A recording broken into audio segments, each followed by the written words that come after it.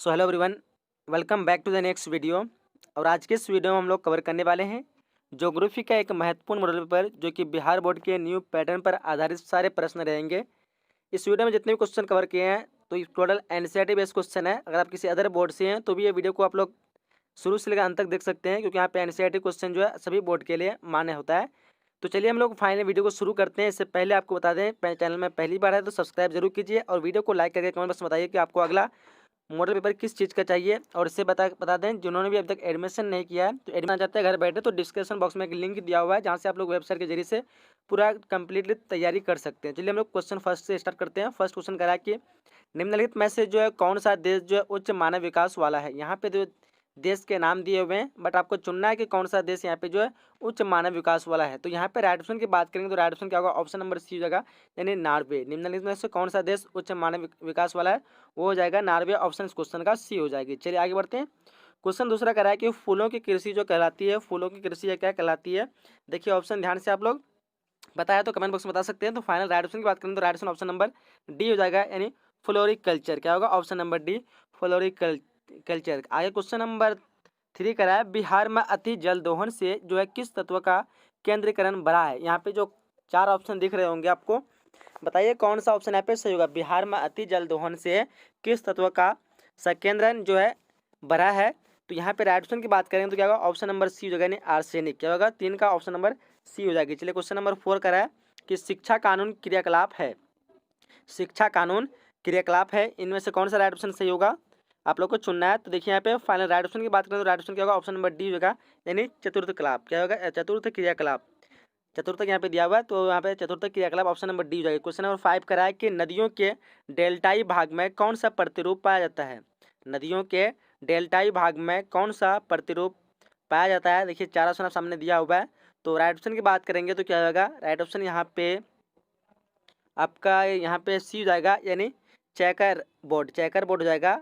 ठीक है, यहाँ पे इसके अगर आपको झील पूछता है तो झील में जो है वहाँ पे वृत्ताकार पाए जाते हैं। ठीक है, यहाँ पे बोलता है नदियों के डेल्टाई भाग बोल रहा है, तो वहाँ पे हो जाएगा चेकर बोर्ड। आगे बढ़ते हैं हम लोग। क्वेश्चन यहाँ पे 6 करा है, क्या करा है कि बीटल, बीटल जो है नामक कीड़ा किस फसल के बगान में लगता है।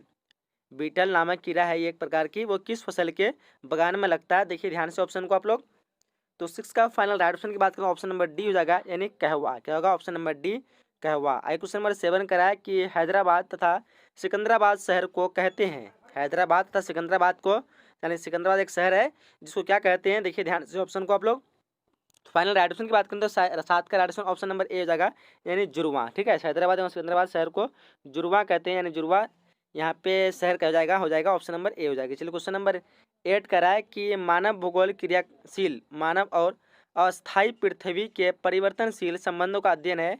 यह कथन जो है किसका है। मैं आप लोग को ऑप्शन दिखा दे रहा हूँ, ऑप्शन नीचे में है। जैसे कि आप लोग ऑप्शन यहाँ पे देख पा रहे होंगे, 4 ऑप्शन आप सामने दिए हुए हैं। सो फाइनल राइट ऑप्शन की बात करेंगे तो राइट ऑप्शन 8 का क्या होगा, ऑप्शन नंबर बी हो जाएगा, यानी कुमारी सैंपल ने। चलिए कुमारी सैंपल का कथन है। चलिए क्वेश्चन नंबर 9 करा है कि मानव भूगोल विचारकों के विकास की अभिव्यंजना है, न कि भौगोलिक ज्ञान के विस्तार का कोई तात्कालिक परिणाम है। ये परिभाषा जो है किसने दी। देखिए ध्यान से ऑप्शन को आप लोग और क्वेश्चन को एक बार अच्छी तरह से रीड कर लीजिए। तो फाइनल राइट ऑप्शन क्या होगा, राइट ऑप्शन की बात करें ऑप्शन नंबर इस क्वेश्चन का बी हो जाएगी। ठीक है, यानी Vidal de la Blache. Option number b जगह विडाल डी लाब्लास ने। आइए क्वेश्चन नंबर 10 करा है, एंथ्रोपो जोग्राफी के जो है ज्योग्राफी जो किसने लिखी या फिर इसके लेखक कौन है। तो देखिए ध्यान से ऑप्शन, जैसे ऑप्शन आप लोग को दिख रहे होंगे। सो फाइनल 10 का राइट ऑप्शन की बात करें तो ऑप्शन इस क्वेश्चन का बी हो जाएगा, यानी रेड जेल। क्वेश्चन नंबर 11 करा है कि जोग्राफिया जनरलिस के लेखक कौन है। जोग्राफिया जनरलिस के लेखक इनमें से कौन है। देखिए ध्यान से आप लोग। तो फाइनल राइट ऑप्शन क्या होगा, 11 का राइट ऑप्शन की बात करें तो ऑप्शन नंबर बी हो जाएगा, यानी वारेनियस। वारेनियस जो है कौन है, जोग्राफिया जनरलिस के लेखक है। क्वेश्चन नंबर 12 करा है कि 1990 का दशक भूगोल के किस उपागम के लिए जाना जाता है। 1990 का दशक जो है भूगोल के किस उपागम के लिए जाना जाता है। देखिए ध्यान से ऑप्शन को आप लोग। तो 12 का क्या होगा, 12 का right option option number B हो जाएगी। ठीक है, यानी आधुनिकतावाद। क्या होगा, ऑप्शन नंबर बी, आधुनिकतावाद। आगे बढ़ते हैं। क्वेश्चन नंबर 13 करा है कि निम्नलिखित में जो है कौन सा एक भूमि उपयोग संवर्ग नहीं है। निम्नलिखित में कौन सा एक भूमि उपयोग संवर्ग नहीं है। सो ऑप्शन को देखिए यहाँ पे। तो क्वेश्चन नंबर 13 का क्या राइट ऑप्शन होगा, ऑप्शन नंबर सी हो जाएगा, यानी सीमांत भूमि जो है वो जो है भूमि जो उपयोग में लायक नहीं है, भूमि उपयोग संवर्ग नहीं है। आगे क्वेश्चन नंबर यहाँ पे 14 करा है कि निम्नलिखित में कौन सा ऊर्जा एक अनवीकरणीय स्रोत है। यहाँ पे ऊर्जा का एक 4 स्रोत के नाम दिए हुए हैं, इनमें से आपको चुनना है कि कौन जो अनवीकरणीय ऊर्जा का एक स्रोत होगा। सो फाइनल 14 का राइट ऑप्शन की बात करूँ, ऑप्शन नंबर इस क्वेश्चन का ए हो जाएगा, यानी तापीय ऊर्जा, जिसको हम बाद में समाप्त कर सकते हैं। बट जल, पवन ऊर्जा और ये सौर ऊर्जा, ये जो है नवीकरणीय ऊर्जा है, जिसको हम कभी समाप्त नहीं कर सकते हैं। आगे क्वेश्चन नंबर 15 करा है कि निम्नलिखित में कौन सा राज्य चीनी का दूसरा सबसे बड़ा उत्पादक है। फाइनल यहाँ पे 4 ऑप्शन आपके सामने दिए हुए हैं, बट आप लोग को चुनना है कि कौन सा ऑप्शन यहाँ पे सही होगा। तो 15 का राइट ऑप्शन की बात करेंगे तो राइट ऑप्शन क्या होगा, ऑप्शन नंबर यहाँ पे डी हो जाएगा। ठीक है, कभी कभी महाराष्ट्र दिखेगा, बट अभी करेंटली आप जो चेक कर सकते हैं कि अभी दूसरा बड़ा उत्पादक राज्य जो है वो महाराष्ट्र बना हुआ है, बट किताब के अनुसार जो आपका यहाँ पे उत्तर प्रदेश हो जाएगा। ठीक है, अभी जो उत्तर प्रदेश मेरे ख्याल से प्रथम स्थान में आ चुका है। निम्नलिखित में कौन सा राज्य चीनी का दूसरा पूछ रहे हैं यहाँ पे, दूसरा में महाराष्ट्र हो जाएगा। ठीक है, बट अभी यहाँ पे किताब के हिसाब से उत्तर प्रदेश दिया हुआ है। अगर करेंटली आप लोग देख सकते हैं, अगर आप बताइएगा कि अभी दूसरा कौन सा है। बाकी मेरे हिसाब से तो महाराष्ट्र है। अभी किताब के हिसाब से जाएंगे तो ऑप्शन नंबर डी हो जाएगी। चलिए क्वेश्चन नंबर यहाँ पे 16 कराया कि इंदिरा गांधी नहर कमान क्षेत्र में सतत पोषणीय विकास के लिए इनमें से कौन सा सबसे महत्वपूर्ण कारक है। ठीक है, इंदिरा गांधी नहर कमान क्षेत्र में सतत पोषणीय विकास के लिए इनमें से कौन सा सबसे महत्वपूर्ण कारक है। मैं आप लोग को ऑप्शन दिखा दे रहा हूँ नीचे में। सो यहाँ पे ऑप्शन दिख रहे होंगे, कृषि विकास, परिवहन विकास, परितंत्र विकास और भूमि उपनिवेशन। So final right option will be the option number c, that's mean परितंत्र विकास। क्या होगा 16 का ऑप्शन नंबर सी हो जाएगी। चलिए आगे बढ़ते हैं। क्वेश्चन नंबर 17 करा है कि निम्नलिखित में कौन सा एक जो है स्थलबद्ध जो है पोत्सर है। ठीक है, ऑप्शन को देखिए अच्छी तरह से आप लोग। तो 17 क्या होगा, ऑप्शन नंबर बी होगा, विशाखापट्टनम जो एक स्थलबद्ध पोस्टर है। ऑप्शन इस क्वेश्चन का बी हो जाएगी। क्वेश्चन 18 कह रहा है कि नवनिश्चयवाद के प्रवर्तक कौन है। नवनिश्चयवाद के प्रवर्तक इनमें से कौन है। तो देखिए ऑप्शन को आप लोग, final right option will be the option number d, that's mean Ratzel. नवनिश्चयवाद के प्रवर्तक कौन है, वो रेड जेल। ऑप्शन इस क्वेश्चन का डी हो जाएगी। चलिए क्वेश्चन नंबर 19 कह रहा है कि पर्वतों पर जो किस प्रकार की अधिवास पाया जाता है। पर्वतों पर किस प्रकार की अधिवास पाया जाता है। तो आप लोग को कमेंट से यूज कर सकते हैं इसमें से कि पर्वत जो किस प्रकार होते हैं, वहाँ पे किस तरह इंसान जो अपना गुजारा कर सकते हैं। Final right option will be the option number d, that's mean सीढ़ीनुमा। पर्वतों पर जो किस प्रकार की अधिवास जो पाया था वो है सीढ़ीनुमा पाया था। ठीक है, क्योंकि पर्वत जो ढलान होती है और उसमें रहना संभव नहीं है, बट सीढ़ीनुमा बनाएंगे तो वहाँ पे रह पाएंगे। तो ठीक है, तो ऑप्शन इस क्वेश्चन का 19 का डी हो जाएगी। क्वेश्चन नंबर 20 करा है कि निम्नलिखित में से कौन सा जनसंख्या के कार्यशील आयु वर्ग का प्रतिनिधित्व करती है। काफी इंपोर्टेंट क्वेश्चन है। तो देखिए यहाँ पे 4 ऑप्शन आप सामने दिख रहे होंगे। Final right option will be the option number c, that's mean sorry option number a, option number a 15 से 59 वर्ष। क्या होगा 20 का ऑप्शन नंबर ए हो जाएगा, 15 से 59 वर्ष। आगे बढ़ते हैं। क्वेश्चन नंबर यहाँ पे 21 करा है कि निम्नलिखित में जो कौन अधात्विक खनिज के प्रकार है जिसमें धातु मिला हुआ नहीं है। यहाँ पे देखिए ध्यान से 4 ऑप्शन आपके सामने दिख रहे होंगे। Final right option will be the option number B, that's mean अभ्रक। अभ्रक जो एक अधात्विक खनिज है, तो यहाँ पे 21 का राइट ऑप्शन बी हो जाएगी। चलिए क्वेश्चन नंबर 22 की तरफ बढ़ते हैं। और क्वेश्चन 22 क्या कह रहा है, देखिए निम्नलिखित में से कौन जो है प्रतिकर्ष कारक नहीं है। ठीक है, ध्यान देने वाली बात है यहाँ पे, प्रतिकर्ष पूछता है, जिससे आपको पता होगा, पढ़े होंगे अच्छी तरह से, तो कि प्रवास जो है ये प्रवास का एक कारक है। प्रवास के जो 2 मुख्य कारक होते हैं, एक होता है अपकर्ष कारक, एक होता है प्रतिकर्षक कारक। ठीक है, तो यहाँ पे प्रतिकर्षक पूछ रहा है। प्रवास को आप लोग पता होगा, यानी एक स्थान से दूसरे स्थान बदलना, उसी को प्रवास कहते हैं। ठीक है, यहाँ पे राइट ऑप्शन की बात करेंगे तो 22 का क्या होगा, ऑप्शन नंबर डी हो जाएगी। ठीक है, यानी गृह प्रेम। गृह प्रेम जो एक क्या है, प्रतिकर्ष कारक है। जल अभाव, बेरोजगारी, सामाजिक आर्थिक पिछड़ापन, ये सारी चीज़ जो है नहीं, यहाँ पे राइट ऑप्शन बी हो जाना चाहिए। ठीक है, जल अभाव। निम्नलिखित में से कौन प्रतिकर्ष कारक यहाँ पे है, प्रतिकर्ष अपकर्ष यानी अपने लाभ के लिए। ठीक है, और प्रतिकर्ष का मतलब होता है किसी कारण से, यानी प्राकृतिक आपदा से। जैसे हम कहेंगे कि जलवायु क्या है, प्राकृतिक आपदा है, भूकंप आ गया, उसके बाद बाढ़ आ गया, तो इसमें मजबूरी में इंसान को उस जगह को छोड़ना पड़ता है। तो ऐसी स्थिति को हम लोग कहते हैं प्रतिकर्ष कारक। और अपकर्ष उसको कहेंगे जब अपने मतलब इसके, जैसे हमको रोजगार नहीं मिल रहा है तो हम क्या करेंगे, जो उस जगह को छोड़ देंगे, कमाने के वास्ते कहीं दूसरी जगह जाएंगे। किसी चीज़ की अच्छी सुविधा नहीं है तो वहाँ पे हम क्या करेंगे, उस जगह को छोड़ देंगे, हम उस जगह को छोड़ के चलेंगे। तो यहाँ पे गृह प्रेम भी क्या है, एक तरह का हमको घर से लगाओ, तो इसको हम अगर नहीं मतलब एक तरह का क्या हो गया, अपना सुविधा देख रहे हैं, तो अपने सुविधा के लिए जो भी चीज़ करेंगे छोड़ेंगे तो उसको हम कहेंगे अपकर्ष कारक। और जो मजबूरी में छोड़ना पड़े, जलभाव, ये क्या तरह मजबूरी, अगर जल की कमी है तो आपको छोड़ना पड़ेगा ही, वो बिना जल के रह नहीं सकते हैं। तो इसलिए ऑप्शन इस क्वेश्चन का बी हो जाएगी। आगे क्वेश्चन नंबर 23 करा कि निम्नलिखित में से कौन एक तेल शोधक कारखाना है। ठीक है, यहाँ पे 4 ऑप्शन आप सामने दिया हुआ है। तो बताइए यहाँ पे 23 का क्या ऑप्शन हो जाएगा? तो final right option will be the option number A, that's mean Barauni जो एक तेल शोधक कारखाना है, ऑप्शन यहाँ पे ए राइट हो जाएगी। क्वेश्चन 24 कह रहा है कि निम्नलिखित में कौन राजधानी नगर है? यहाँ पे जो कौन जो है राजधानी नगर है, यानी कहने का अर्थ यह है कि यहाँ पे कौन जो है किसी का राज है और वो नगर है, ठीक है।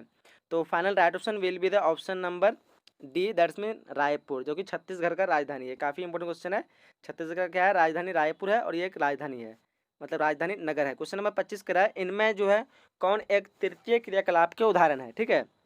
इनमें कौन एक तृतीय क्रियाकलाप के उदाहरण है? तो देखिए ऑप्शन को आप लोग, तो 25 का राइट ऑप्शन हो जाएगा ऑप्शन नंबर सी, यानी परिवहन जो एक तृतीय क्रियाकलाप का उदाहरण हो जाएगा। क्वेश्चन 26 क्या कर रहा है? देखिए कह रहा है कि निम्नलिखित में कौन चीनी उद्योग के केंद्र है? निम्नलिखित में कौन चीनी उद्योग के केंद्र है इनमें से? तो देखिए 26 का राइट ऑप्शन क्या होगा? 26 का right option option number C हो जाएगी, ठीक है। क्या हो जाएगा? ऑप्शन नंबर सी, यानी क्यूम्बटोर। चलिए क्वेश्चन नंबर 27 कह रहा है कि निम्नलिखित में कौन मेट्रो केमिकल उत्पादक है? यहाँ पे इनमें से कौन जो है मेट्रो केमिकल उत्पादक है? आप जैसे कि ऑप्शन को देख पा रहे 27 का राइट ऑप्शन क्या होगा? ऑप्शन नंबर बी हो जाएगा, ठीक है, यानी मुंबई जो है मेट्रो केमिकल उत्पादक केंद्र है। क्वेश्चन राइज करा है कि निम्नलिखित में कौन जो सूचना प्रौद्योगिकी केंद्र है? निम्नलिखित में कौन सूचना प्रौद्योगिकी केंद्र है? देखिए ऑप्शन को आप लोग, तो 28 का right option option number C हो जाएगा, यानी बेंगलोर जो है क्या है? सूचना प्रौद्योगिकी केंद्र है। क्वेश्चन 29 कराए कि निम्नलिखित में कौन जो है लौह इस्पात उद्योग के केंद्र है? अब देखिए ऑप्शन को, 29 का राइट ऑप्शन क्या होगा? 29 का right option option number B हो जाएगा। राउरकेला जो है एक तरह का है लौह इस्पात उद्योग केंद्र है, जो कि पड़ता है उड़ीसा में। क्वेश्चन नंबर 30 करा है कि किस वर्ष भारतीय रेल की शुरुआत हुई थी? सबको पता होगा, काफ़ी इजी क्वेश्चन है। वो भी 1853 को, ऑप्शन इस क्वेश्चन का सी हो जाएगी। 30 का क्या होगा? Option number C. Question number 31 करा के भारतीय रेल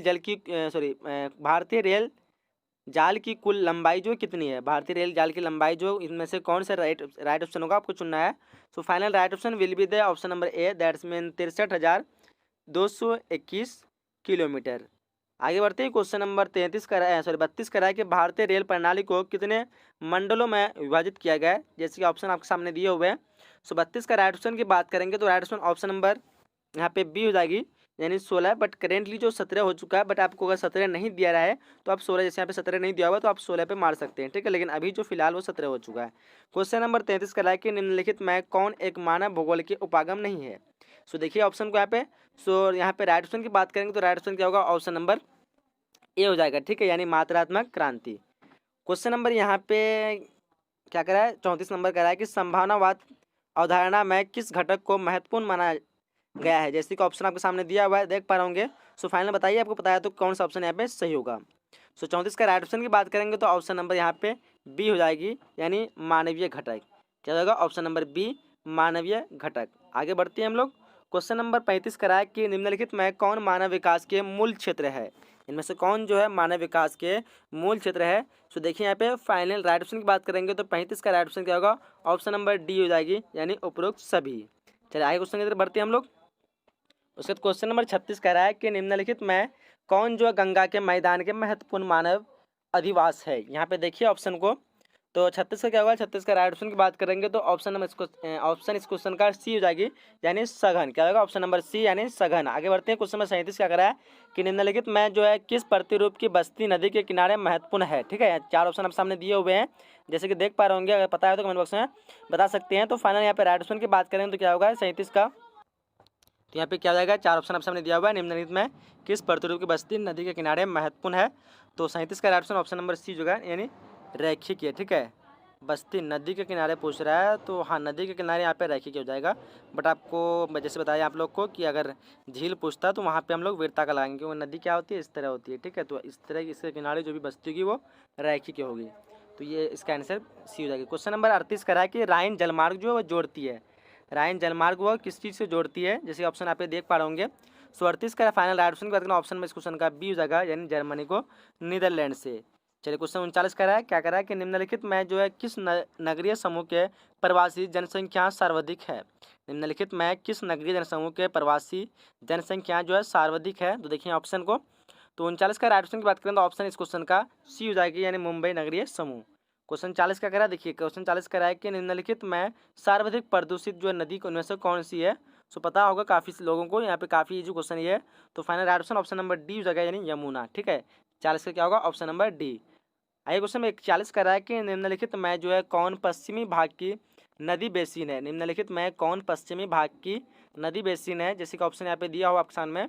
सो 41 का राइट ऑप्शन क्या होगा, ऑप्शन नंबर इस क्वेश्चन का ए जगह, यानी माही बेसिन। आई क्वेश्चन नंबर 42 का रहा है, जो कि इस वीडियो का लास्ट क्वेश्चन होगा, देख पा रहे निम्नलिखित में कौन सबसे महत्वपूर्ण जूट उत्पादक केंद्र है। देखिए यहाँ पे ऑप्शन आप सामने दिए हुए हैं। तो फाइनल राइट ऑप्शन क्या होगा, 42 का राइट ऑप्शन की बात करेंगे तो ऑप्शन इस क्वेश्चन का बी हो जाएगी, यानी गंगा डेल्टा। ठीक है, तो ऑप्शन इस क्वेश्चन का बी हो जाएगा। तो यहाँ तक जितने भी क्वेश्चन थे मैंने कवर कर चुका हूँ। तो वीडियो को आप लोग अभी तक देख रहे हैं तो वीडियो को लाइक कर दीजिए। और यहाँ पे आप लोग बताते हैं जो जो एडमिशन नहीं किया जल्द से जल्द एडमिशन करवा लीजिए। इसका कंप्लीट PDF नोट्स मिल जाएगा डिस्क्रिप्शन में, चेकआउट